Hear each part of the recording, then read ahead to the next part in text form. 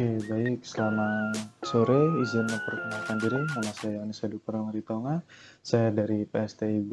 Di sini saya akan mengerjakan tugas dari mata kuliah Jaringan Komputer, itu lebih tepatnya pada kelas PSTIB 2020. Jadi di sini tugasnya adalah untuk menganalisis topologi jaringan. Jadi untuk menganalisis topologi ini saya memilih pada jaringan fisik. Jadi pada PT Telkom Pontianak. Oke, sepertinya tidak terlihat.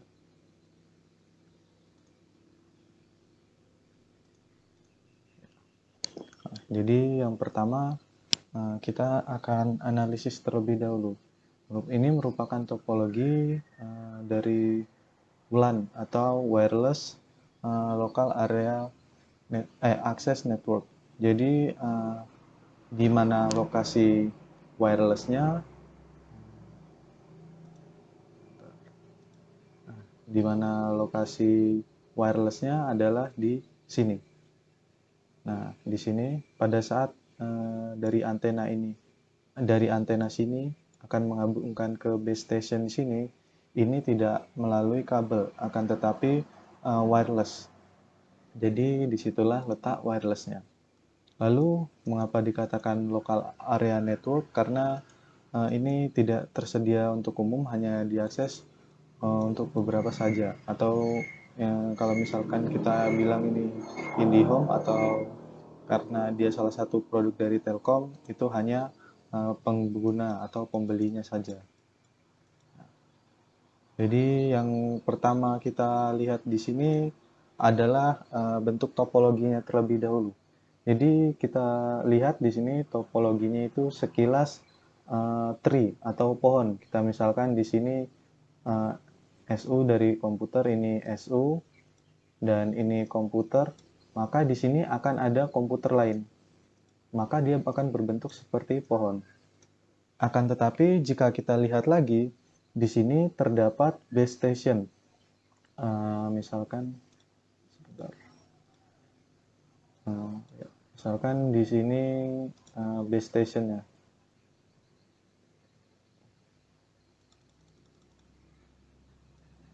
Misalkan di sini base stationnya. Maka di sini adalah, misalkan di sini base station dan sini antena. Nah, ini melambangkan tidak semua dari usernya. Misalkan saja bentuknya banyak seperti ini, atau bisa kita katakan bentuknya itu tidak menentu. Maka di sini kita dapat beranggapan juga bahwa bentuk topologi jaringannya itu tidak hanya tree, karena di sini terkoneksi dengan banyak dan menggunakan topologi campuran. Jadi dari topologi lain dapat berupa misalkan bintang atau Morse, ataupun bahkan ada yang linear, kita tidak tahu. Jadi di sini dapat kita simpulkan sementara ini bahwa topologinya adalah campuran. Campuran dari apa? Campuran bisa jadi dari tree, bisa jadi dari Morse, atau dari bentuk bintang atau star. Baik, sebentar. Saya hapus terlebih dahulu. Nah, oke, sekarang setelah mengetahui dari topologi keseluruhan atau bentuk topologinya, selanjutnya kita akan melihat pada pada topologi ini kita akan mengenali beberapa device-nya. Jadi seperti yang kita ketahui ada end device dan intermediate. Jadi yang termasuk intermediate adalah dia yang tidak menggunakan, hanya misalkan dia mengalirkan datanya. Misalkan dari ISP atau dari internetnya ini ke router dan diteruskan ke AU atau access unit. Jadi akses unit ini atau poin akses ini perangkat yang menghubungkan atau berguna untuk menghubungkan beberapa stasiun. Jadi stasiun ini dapat berupa router ataupun yang lainnya seperti misalkan server. Jadi dari ini termasuk intermediate, kita beri warna kuning. Jadi yang termasuk intermediate di sini router, lalu ada access unit, dan untuk base station ini sepertinya termasuk ke networkingnya, tapi saya masih kurang tahu kalau ini. Jadi kita tandai terlebih dahulu. Untuk ini saya kurang tahu nih termasuk di end device atau intermediate. Lalu di sini kita lihat lagi terdapat intermediate yaitu SU atau ini bisa dikatakan seperti modem seperti itu. Jadi di sini juga ada SU dan ini juga ada SU. Lalu di sini ada modem dan di sini ada akses unit lagi di sini. Dan di sini juga ada switch. Oke, baik, seperti yang terputus. Oke, jadi selanjutnya kita akan mengenali end device. Jadi dari gambar ini mungkin sudah jelas end device-nya mana saja. Sudah pasti dari komputer-komputer ini merupakan end device yang digunakan oleh user. Akan tetapi di sini sedikit bingungnya, di sini ada komputer yang berfungsi sebagai router atau server. Jadi ini sebenarnya kita itu bingung atau kita kurang tahu ini termasuk end device ataupun intermediate. Nah, dikatakan end device karena dia memang langsung berinteraksi dengan user, akan tetapi pada topologi ini atau pada topologi dari PT ini, sebentar. Nah, end device ini berfungsi juga sebagai router. Jadi kita tidak bisa mengatakan itu sebagai intermediate ataupun end device karena memiliki kedua fungsi tersebut. Jadi untuk contoh nyatanya misalkan ini kan di warnet. Jadi biasanya di warnet itu terdapat komputer utama yang terhubung dengan hub atau switch. Jadi semua data-data yang diakses dari komputer ini, komputer misalkan ini komputer 1 dan ini komputer 2. Nah, maka nanti di komputer utama ini atau yang biasanya dipegang oleh abang-abang warnetnya itu dapat informasi. Misalkan situs 1 mengakses YouTube dan situs 2 mengakses game misalkan.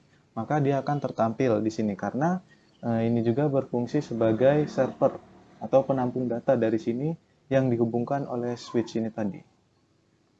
Oke. Baik, sebentar kita hapus terlebih dahulu.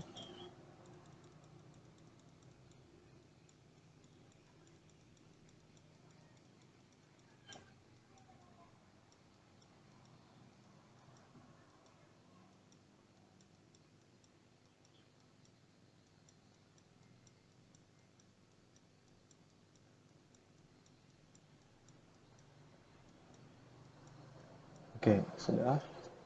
Nah, di sini mungkin terdapat sedikit perbedaan ya jika dilihat terlebih lagi. Nah, di sini terdapat warnet juga dan di sini terdapat warnet juga. Jadi di sini beda. Nah, di sini bedanya dia menggunakan SU atau subscriber unit. Jadi subscriber unit ini semacam ada di dalamnya itu ada modem, ada prosesor bisa jadi. Lalu ada ground juga. Jadi SU ini atau misalkan kita tuliskan di sini SU. Nah, itu terbagi menjadi dua. Jadi ada yang out, dan ada yang in. Jadi yang outdoor itu maksudnya bagaimana? Yang outdoor itu yang akan dipasang di dekat antena. Bisa berupa ground ataupun prosesor ataupun bisa juga jika routernya itu anti air bisa aja di luar. Tapi umumnya router itu tergabung di subscriber unit yang di dalam. Jadi di sini bisa katakan router dan yang di sini sudah pasti ada prosesornya dan ada ground atau komponen grounding. Nah, di sini. Lalu karena di dalam ini fungsinya seperti untuk di dalam ini ada routernya, maka fungsinya sebenarnya sama saja seperti di sini. Jadi bedanya di sini menggunakan subscriber unit dan di sini langsung menggunakan modem dan dari komputer router itu sendiri.